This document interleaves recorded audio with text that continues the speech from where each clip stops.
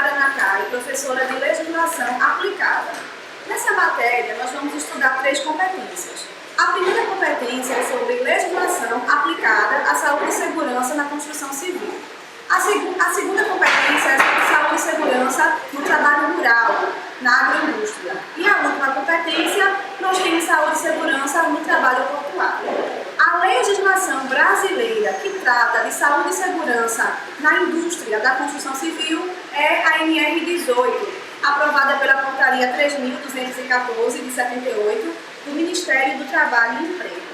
Esta norma regulamentadora começa tratando da comunicação prévia, que é um documento obrigatório contendo o nome da obra, o endereço, o CNPJ, a quantidade de profissionais que estarão ali presentes, a data de início e a previsão de término. Esse documento deve ser protocolizado no Ministério do Trabalho e Emprego. Se você, como profissional de saúde e segurança do trabalho, iniciou suas atribuições em uma obra e percebeu que esse documento não foi realizado, não foi protocolizado, você deve providenciar e fazer, porque mais antes tarde do que nunca, a fim de evitar uma multa em caso de fiscalização do Ministério do Trabalho e Emprego.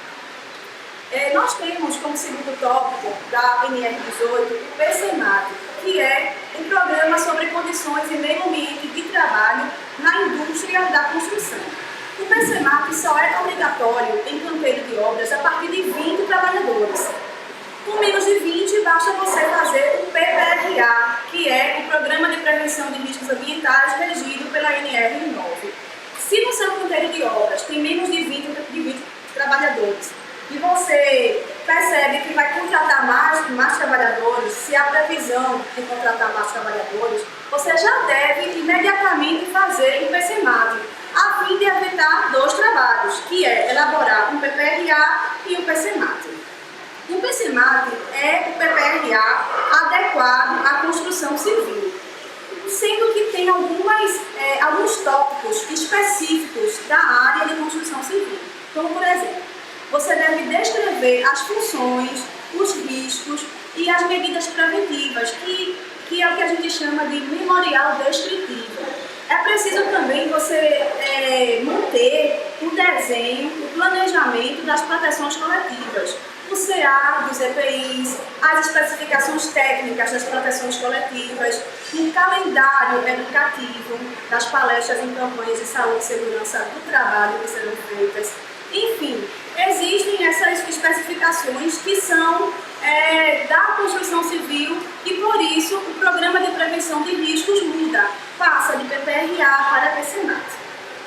Nós temos na construção civil a área de vivência, que é uma área de apoio, é uma área de circulação dos trabalhadores, como, por exemplo, instalações sanitárias, refeitório, cozinha.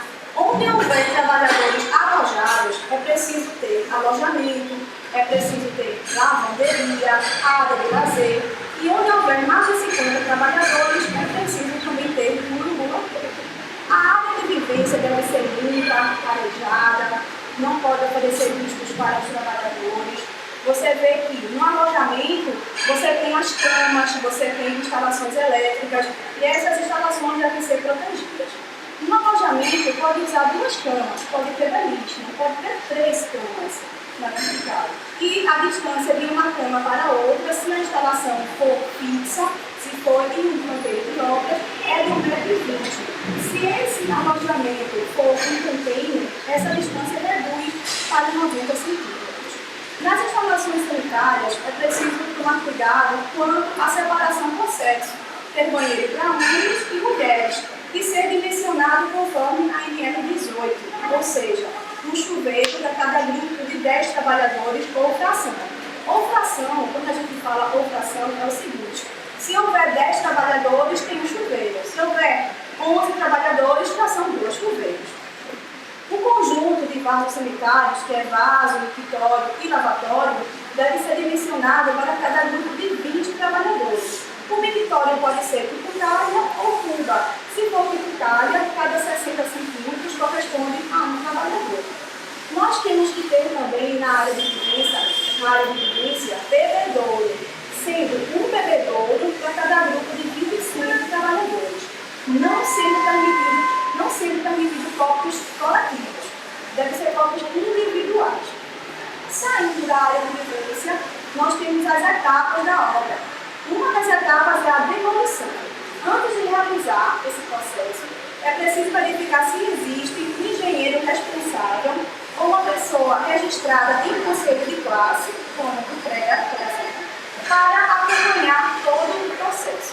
É preciso verificar as casas que estão no entorno, se há segurança para essas residências. Também deve-se remover as instalações elétricas, verificar se existem dutos de gás passando, remover vidros, tomar todos os cuidados antes de realizar a demolição.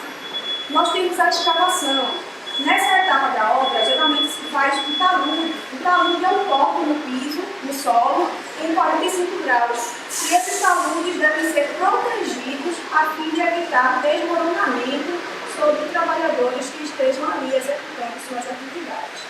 Nós temos também a atividade de carpintaria. Eu estou aqui numa área, numa serra circular, onde é realizada a atividade de carpintaria, a serra, o corte da madeira.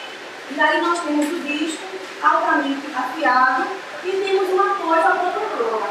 Toda a instalação elétrica também é protegida, aterrada devidamente. Nós temos extintores de incêndio, temos caixa que coleta esse pó de serra e esse pó é removido constantemente a fim de evitar incêndios, haja vista que a mínima fagulha pode sim provocar incêndio. Nós temos também armações de aço. E esses aços devem ser dobrados em uma área protegida, coberta, com as lâmpadas protegidas, onde o trabalhador possa estar seguro. Nós temos em obra também a etapa da concretagem. O cuidado maior que deve se ter aí é com queda de altura e também com choque elétrico, pois muitas vezes se utiliza vibrador de imersão, e aí você tem água e fiação elétrica e ferragens também. Então é preciso todo cuidado dessa área, monitorar o tempo inteiro essa área, a fim de evitar acidentes do trabalho. Em obra também nós temos as estruturas de concreto. Essas estruturas são forradas com tábuas. E essas tábuas, antes de serem retiradas, é preciso que a área seja devidamente isolada e essas tábuas devem ser retiradas com muita segurança. Falando sobre tábuas, eu quero falar sobre rampas, passarelas, proteção coletiva como guarda-corpo. Essas tábuas devem ser de boa qualidade, não podem ser pintadas para não cobrir imperfeições. Essas tábuas não podem ter nós nem rachaduras. Quando falamos em nós, é um nó, é aquela falha interna dentro da tábua que a torna imprópria para o uso no caso da saúde e segurança do trabalho. Essas tábuas também são utilizadas para a proteção coletiva, como por exemplo, guarda-corpo. Esse guarda-corpo deve ter 1,20 m de altura. É preciso você, como técnico de segurança do trabalho, observar bem as dimensões. Essa norma regulamentadora possui muitas dimensões e é preciso fazer um checklist, andar com a trena e acompanhar, verificar isso mesmo. Nós percebemos que esse guarda-corpo deve ter um rodapé de 20 cm, um travessão intermediário a 50 cm e um travessão superior a mais 50 cm, somando assim 1,20 m de guarda-corpo forrado por tela. Todo o perímetro do edifício também deve possuir uma tela, a fim de evitar que caiam madeira e também materiais sobre as pessoas que estão circulando na via, na parte externa da obra. Nós temos também as bandejas, que são chamadas de plataformas, a primária, a secundária, a terciária e a quaternária, se for o caso. Essas bandejas são a segurança também para esses materiais que podem vir a cair. A bandeja primária fica na primeira laje e continua até o término da obra. A bandeja secundária fica fixa à quarta laje, sendo deslocada, sendo removida de 3 em 3 lajes. Bem, e agora, para finalizarmos essa competência, eu vou conversar com o técnico de segurança do trabalho, responsável pela obra, que vai falar para vocês as principais rotinas de saúde e segurança do trabalho. Bom dia, professora. No caso, a nossa rotina aqui começa fazendo um APT, que é a permissão do trabalho, colocar todos os funcionários para assinar esse documento para eles terem aptidão e permissão para trabalhar em altura. Depois, em sequência, nós passamos e vamos olhando a obra para, como é que se diz, procurar corrigir algumas falhas que vão ficando no meio do caminho, para que não cause acidente para nenhum dos trabalhadores. E quanto mais minimizando outros defeitos, no caso, observamos a serra, se ela está conforme a NR, a betoneira, se tem periferia aberta, fazer as correções de linha de vida, todos estes parâmetros. Vai, professora? Devem ser seguidos. Devem ser seguidos, exatamente. Ok, Sidney, muito obrigada. Aqui nós finalizamos a primeira competência. Volto depois com vocês falando sobre saúde e segurança no meio rural.